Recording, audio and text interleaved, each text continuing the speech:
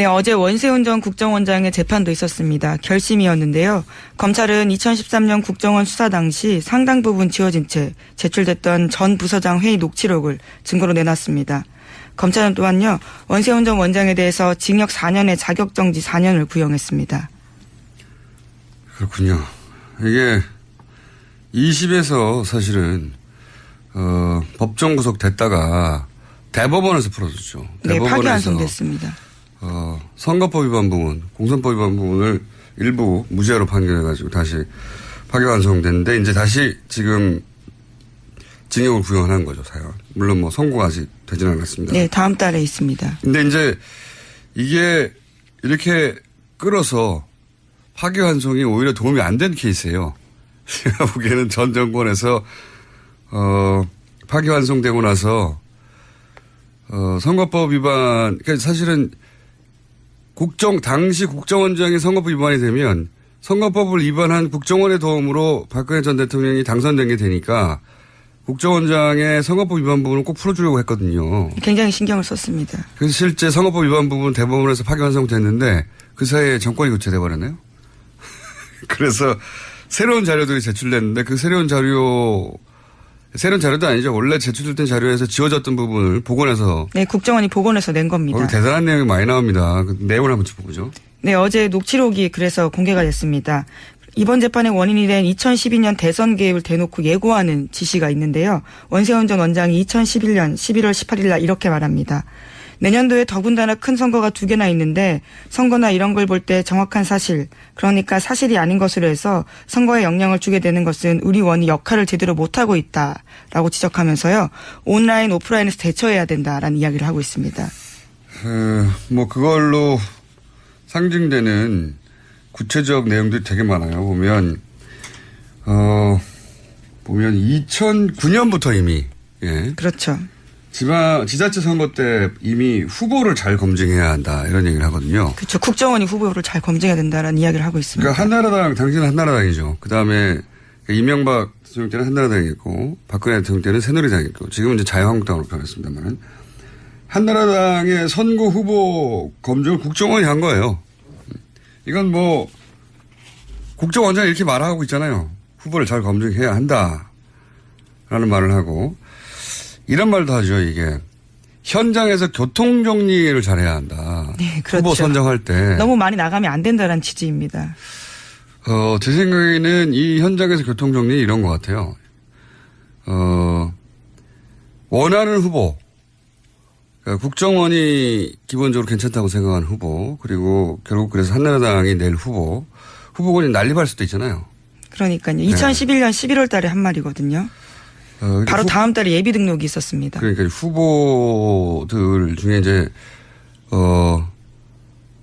원하지 않는데 뭐 너무 후보들이 많이 나오면 낙마시키는 공작을 한다든가, 혹은 상대 주요 후보가 너무 강할 경우에 마타도를 한다든가 그런 공작을 한다든가, 뭐 교통 정리를 좀 하라는 거죠. 예, 이것도 선거 개입이고.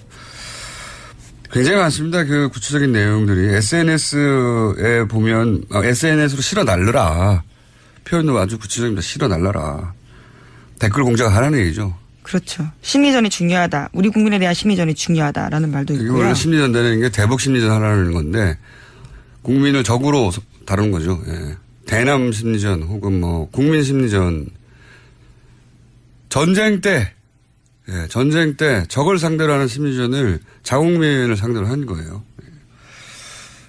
우선 선거에 개입하지 않았다고 말할 수 없는 거죠. 완전히. 후보를 잘 검증해야 한다는데요. 국정원이 왜 후보를 검증합니까?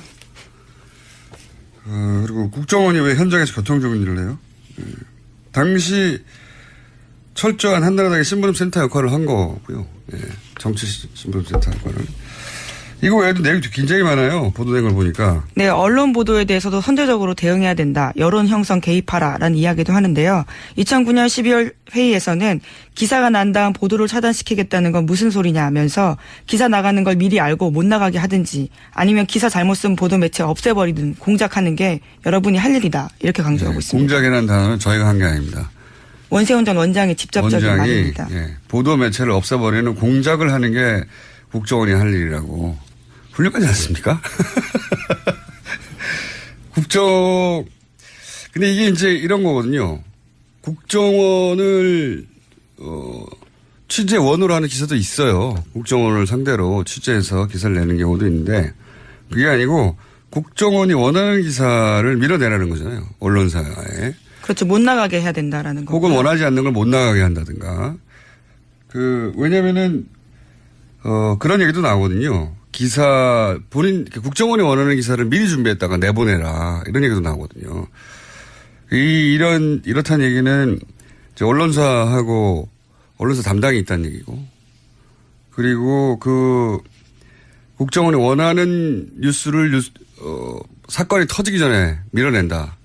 뭐 이런 의미도 있지만 또 한 가지 제가 주목하는 건 뭐냐면, 본인들이 국정원이 원하지 않는 정부, 여기 정권이 원하지 않는 거죠. 이렇게 되면. 정권이 원하지 않는 뉴스가 나갈 때 그 뉴스가 꼭 보수 매체로부터만 나오라는 법은 없잖아요. 진보 매체로부터도 나와요.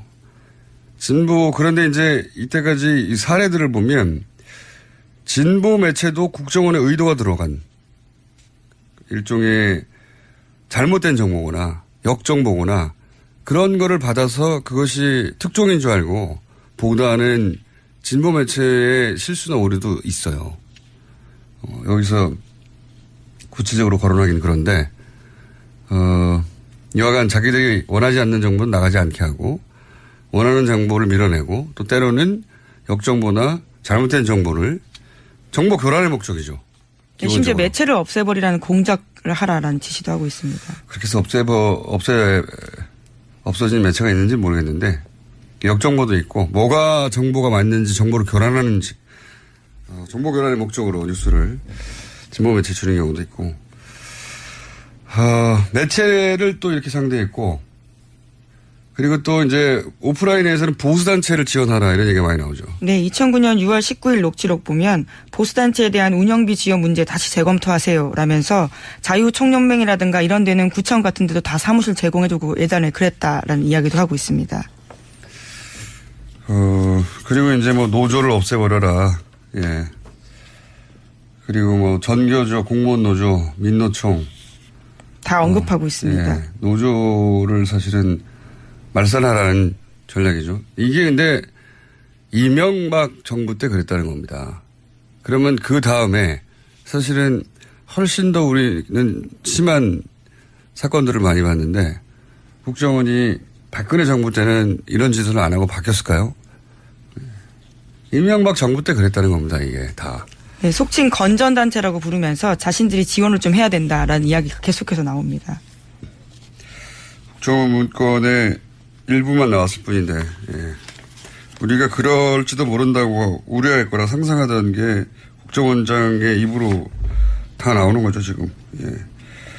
보수단체를 지원하고, 마음에 안 드는 언론은 때려잡고, 원하는 뉴스를 밀어내고, 예. 그리고,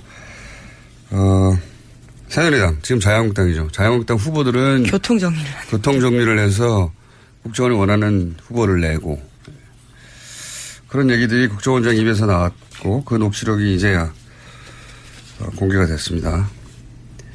근데 또 한편 짚고 싶은 부분은 뭐냐면 2심까지는 선거법 위반이 지난 정권 하에서도 선거법 위반이라고 했어요. 근데 대법원에 가서 결국은 공선법은 일부 파기환송이 됐단 말이죠. 예, 물론 1심에서도 집행유예가 나오긴 했었습니다. 대법원에 뒤집은 거죠, 예. 사실은. 근데 저는 이걸 보면서 예를 들어서 입법부가 잘못할 때는 4년마다 선거를 하잖아요. 그리고 생각과 다른 정당이 견제도 하지 않습니까? 행정부도 대선이 있고 행정부 수반을 새로 뽑고 사법부는 어떻게 하냐 이거죠. 사법부는 우리가 이제 한 사람 한 사람의 판사를 믿는 건데 사법부 내부가 망가져 버리면 뭘로 견제를 하냐 도대체. 사법부 자정은 뭘로 이루어지며 견제는 어떻게 받는가. 사법부가 사실상 견제받지 않거든요. 표면적으로는. 근데 실제로는 사법부가 그러면 정말 완전히 독립적인가 의심할 수밖에 없는 판결들인데 사법개혁을 어떻게 해야 될지도 이번 기회에 이 사건을 보면서 명백한 선거 개입을 선거 개입이 아니라고 해버렸으니까요. 자, 원세훈 전 국정원장의 재판이 그래서 중요합니다. 잘못을 했으면 잘못했을 경우에 철저하게 처벌을 받으면 다시 안 한 거거든요. 철저히 처벌을 받지 못하니까 계속 반복하는 거예요. 그게 처벌의 효과죠. 그리고 4년도 너무 적어요. 이렇게 했는데 어떻게 4년입니까? 구형이 4년. 그것도 선고도 아니고. 자, 큰 사건이라 좀 길게 다뤘습니다. 이걸로 상징되는 구체적 내용들이 되게 많아요. 보면 2009년부터 이미, 예. 그렇죠. 지자체 선거 때 이미 후보를 잘 검증해야 한다. 이런 얘기를 하거든요. 그렇죠. 국정원이 후보를 잘 검증해야 된다라는 이야기를 하고 있습니다. 그러니까 한나라당, 당신은 한나라당이죠. 그 다음에 이명박 대통령 때는 한나라당이었고, 박근혜 대통령 때는 새누리당이었고, 지금은 이제 자유한국당으로 변했습니다만, 한나라당의 선거 후보 검증을 국정원이 한 거예요. 이건 뭐, 국정원장이 이렇게 말하고 있잖아요. 후보를 잘 검증해야 한다. 라는 말을 하고, 이런 말도 하죠, 이게. 현장에서 교통정리를 잘해야 한다. 네, 그렇죠. 후보 선정할 때. 너무 많이 나가면 안 된다는 취지입니다. 제 생각에는 이 현장에서 교통정리 이런 것 같아요. 원하는 후보. 그러니까 국정원이 기본적으로 괜찮다고 생각하는 후보. 그리고 결국 그래서 한나라당이 낼 후보. 후보군이 난립할 수도 있잖아요. 그러니까요. 2011년 11월 달에 한 말이거든요. 바로 다음 달에 예비 등록이 있었습니다. 그러니까 후보들 중에 이제, 원하지 않는데, 새로운 자료들이 제출됐는데 그 새로운 자료도 아니죠. 원래 제출된 자료에서 지워졌던 부분을 복원해서. 네, 국정원이 복원해서 낸 겁니다. 대단한 내용이 많이 나옵니다. 그 내용을 한번 짚어보죠. 네, 어제 녹취록이 그래서 공개가 됐습니다. 이번 재판의 원인이 된 2012년 대선 개입을 대놓고 예고하는 지시가 있는데요. 원세훈 전 원장이 2011년 11월 18일 날 이렇게 말합니다. 내년도에 더군다나 큰 선거가 2개나 있는데 선거나 이런 걸 볼 때 정확한 사실, 그러니까 사실이 아닌 것으로 해서 선거에 영향을 주게 되는 것은 우리 원이 역할을 제대로 못하고 있다라고 지적하면서요. 온라인, 오프라인에서 대처해야 된다라는 이야기를 하고 있습니다. 물론 선거가 아직 되진 않았습니다. 네, 다음 달에 있습니다. 근데 이제 이게 이렇게 끌어서 파기환송이 오히려 도움이 안 된 케이스예요. 제가 보기에는 전 정권에서 파기환송되고 나서 선거법 위반, 그러니까 사실은 당시 국정원장이 선거법 위반이 되면 선거법을 위반한 국정원의 도움으로 박근혜 전 대통령이 당선된 게 되니까 국정원장의 선거법 위반 부분을 꼭 풀어주려고 했거든요. 굉장히 신경을 썼습니다. 그래서 실제 선거법 위반 부분 대법원에서 파기환송됐는데 그 사이에 정권이 교체돼 버렸네요. 그래서 네, 어제 원세훈 전 국정원장의 재판도 있었습니다. 결심이었는데요. 검찰은 2013년 국정원 수사 당시 상당 부분 지워진 채 제출됐던 전 부서장 회의 녹취록을 증거로 내놨습니다. 검찰은 또한요, 원세훈 전 원장에 대해서 징역 4년에 자격정지 4년을 구형했습니다. 그렇군요. 이게 20에서 사실은 법정 구속됐다가 대법원에서 풀어줬죠. 네, 파기환송됐습니다. 선거법 위반 부분, 공선법 위반 부분을 일부 무죄로 판결해가지고 다시 파기환송됐는데 이제 다시 지금 징역을 구형한 거예요.